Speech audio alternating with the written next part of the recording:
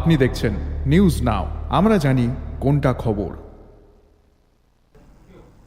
খোয়াই জেলার বাইজালবাড়ি থানার মেলকাবাড়ি এলাকায় গাঁজা ধ্বংস অভিযান চলাকালীন সময়ে ছড়ায় উত্তেজনা।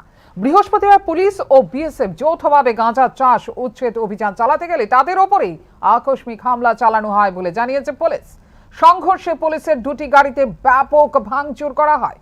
অভিযানের সময় এক বনকর্মী এবং একজন বিএসএফ জওয়ান আহত হয়েছেন বলে জানিয়েছে পুলিশ।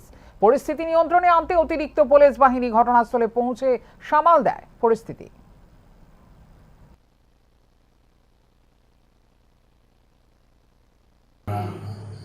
কাটা হয় গাঁজা অ্যাপ্রক্স 4,000 4,500 হইতে পারে অ্যাপ্রক্স। তো ওইটা কাটার পরে আমরা আগুন টাগুন লাগে ফেরার পথে দেখা গেছে যে আমাদের কাছে খবর আছে গাড়িতে ভাঙচুর করছে বলে। তো আমাদের গাড়ি একটা ওইখানে আটকে গেছে তো আমরা রেস্কিউ করতে গিয়ে সব স্টাফ আমরা মিলিতভাবেই ওইখানে গেছিলাম।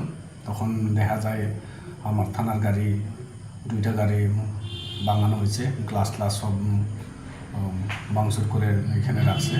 তো তখন আমরা ওইখানে যাওয়ার সাথে সাথে তারা গ্রামের মানুষ অনুমান 60-70 জন মিলিতভাবে আমাদেরকে এলোবেতো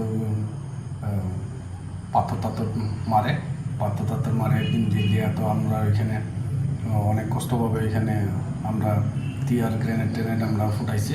তারপরে আমরা ওইখান থেকে কোনো মতে আমরা সেফ জোনে আসতে পারছে। তো ওইখানে ঘটনার সময় তারা আমার এখানে স্টাফ 2 জন ইনজুর্ড হয়। তো আমরা ইমিডিয়েটলি ইনজুর্ড পার্সনকে আমরা হসপিটালে শিফট করা হয়। এরপরে আমরা ওইখান থেকে স্পট থেকে আসে পরে তো যেহেতু আমরা গাড়ি একটা রেস্কিউ করতে পারিনি, আমরা লেটার অন আমরা গাড়িকে ডোজার নিয়ে আমরা এখান থেকে শিফট করা হয়। তো এরপরে আমরা থানাতে আসলাম। থানাতে আসার পরে ফরেস্ট ডিপার্টমেন্ট থেকে তারা নিজস্ব একটা কমপ্লেন দিছে। তো আমরা বেশি সব কমপ্লেন আমরা স্পেসিফিক কেস রেজিস্টার